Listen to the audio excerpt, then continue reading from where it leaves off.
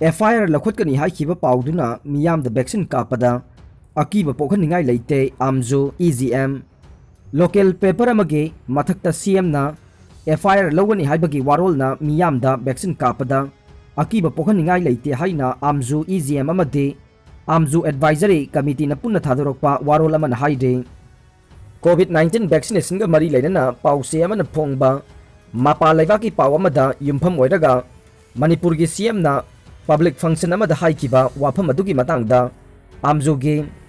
standing committee advisory committee अमदे EGM की functionary की अपुनब मिफम अमा मणिपुर प्रेस क्लब तफमख्रे अमसुंग वाफम कया खनख्रे हाइरे हाइरिबा मिफम असिना न्यूज़ रिपोर्ट अदुगे मतंगदा थिजिलुबदा पाउसी अदुदा फोंखिबा पाव अदु दिल्ली द बेस तौबा Indo Asian news service IANS news agency अमगी पाव ओइरमले हाइरिबा पाव असिमक अतोपा नेशनल अमसुंग इंटरनेशनल मीडिया कयादा पाक्सन्ना फोंगबा ऑथेंटिक ओइबा पाव अमा ओइरमले पाव असि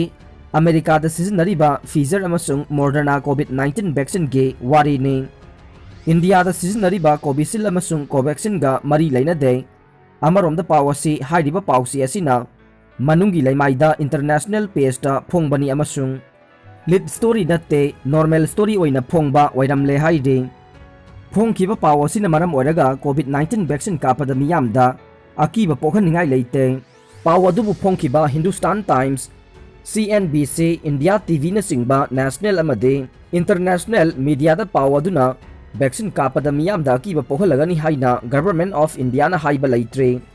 इंडिया के ओवरऑल वैक्सीनेशन परसेंटेज का यंगनबदा मणिपुर की वैक्सीन कापगी चांग असि चादा कुनगमंगा हेलकपगा लोइनना हेन वांगलिबनी मरम अदुना रिपोर्ट असिना मरम ओइरगा मियाम द वैक्सीन कापदा किहल्ले हाइबा वाफम असि मिफम अदुना याखिद्रे लोइनना यानिंगदब फोंगदोखरे हाइरे अमरोम द पाव असिबु सेमदोक साजिल्लगा नत्रगा सरुक खरा लौथोकलगा सोशल मीडिया सिंगदा मिपाई हननब होटनबा आमजु EGM अमनसुंग आमजु एडवाइजरी कमिटी ना यानिंगदब फोंगदोकपगा लोइनना कंडेम तवे मसिगी मथक्ता पाव असि सिजनरगा पेंडेमिक मतमदा मकुत थवाई हापलगा मियाम की थगल तौरिबा मणिपुर की मीडिया बु सोशल मीडिया दा सै थांगलिबा मियोइसिंगबु कंडेम तौबगा लोइनना लैंगाकता यंगसिनबिनबा अपील तौरे आमजु अमसुंग EGM ना मणिपुर की मीडिया सिंगदा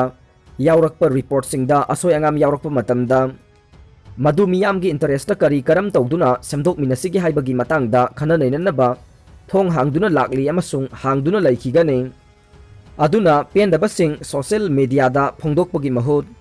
आमजु अमसुंग EGM दा अदोम अदोम की नुआइतबा तानबिनबा अपील तौरकले अमरोम दा मणिपुर की मीडिया ना लैंगाकना पाइखलिबा COVID-19 की वैक्सीनेशन ड्राइव असे मपुंग फाना सगुटचरे लैंगाकना सुमफम मतम चाना मीडिया अवेयरनेस अमसुंग प्रेस ब्रीफिंग पीबीदुना वैक्सीन हेजिटेंसी लौथोकनबा होटनबियो मीडिया ना मतेंग पांगजगे हाइबा वाफम सु तमले मथक्ता हाइरिबा वाफम सिंग असिदा युमफम ओइरगा आमजु की एडवाइजरी कमिटी अमसुंग EGM ना लैंगाकता खनरिबा रिपोर्ट असिगी मतंगदा करिगुम्बा मखल अमतगी अकनबा फिरेप लौबीदनबसु अपील तौखि हाइदे फेगोता की फिरेप हंदोकपियो सुमति COVID-19 की लाइचत मनुंगदा कॉलेज ओजा सिंगना अयुक नुंगथिल नुमिदांग खाक्तना पेंडेमिक मनुंगसिदा छात्र सिंगी खल्लगा ऑनलाइन क्लास अमसुंग एग्जाम की दमकता ओजा सिंगना चोकथब लेतना मथौ तौरी हाइबसी मियामना हेना खंगनरबा वाफमने हंदक फेगोताना तालिबा UGC की 3 सुबा पे एंड रेगुलेशन 2018 था असि कुंट्रा फाउबुगी मनुंगदा थबकता ओंथोक्त्रबदे छात्र सिंगी ऑनलाइन क्लास अमसुंग एग्जाम बॉयकॉट तौगनी हाइना लौरिबा फिरेप असे यामना मरम चाय अदुबु हौजिक ओरिबा COVID-19 लाइचत मनुंगदा छात्र सिंगी एकेडमिक कैरियर गे खल्लगा फेगोताना लौरिबा फिरेप असे हंदोकपिनबा all Manipur student guardian organization की सेक्रेटरी सुमति सौगराकपमना अपील तौरकले IIT दिल्ली ना लुपा यांखै खक चंगना कोविड टेस्ट तौनबा किट पुथोखरे Indian Institute of Technology IIT Delhi ना अनौबा रैपिड एंटीजन टेस्ट की किट सुपनगी लुपा यांखै चंगबा अमा पुथोखरे टेस्ट असिना मिनिट 5 की मनुंगदा रिजल्ट पीबा ngami हाइरे लैबाक असिदा साजबा RAT किट असि प्रोफेसर हरपाल सिंह अमदी मागी टीमना सेंटर फॉर बायोकेमिकल इंजीनियरिंग द पुथोखिबने प्रोफेसर असिना हाइकिबदा किट असिना मियोइबगे नासल स्वाब्स थ्रोट स्वाब अमसुंग डीप स्पेक्टर्स sample सिंगदा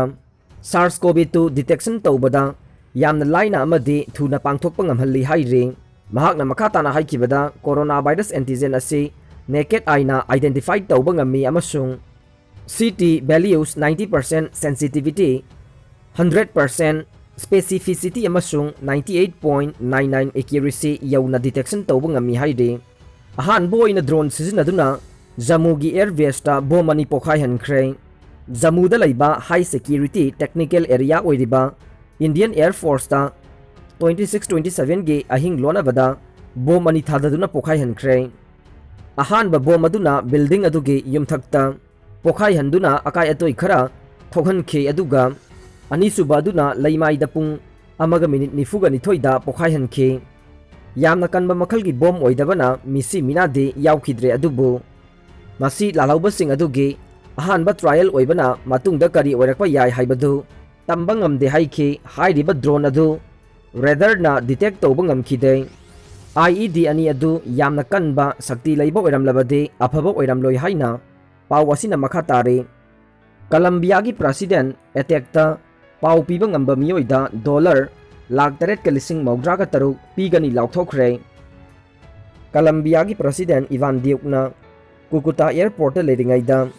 mana tonggadaba aircraft aduda nongmai kapsilakhiba adugi mari makhong takpa ngamba miyoida $1,330,000 reward pigani haina laukthokre thokdok adu Venezuela ga tainaba ngamkhai paringda leiba airport amada thokibane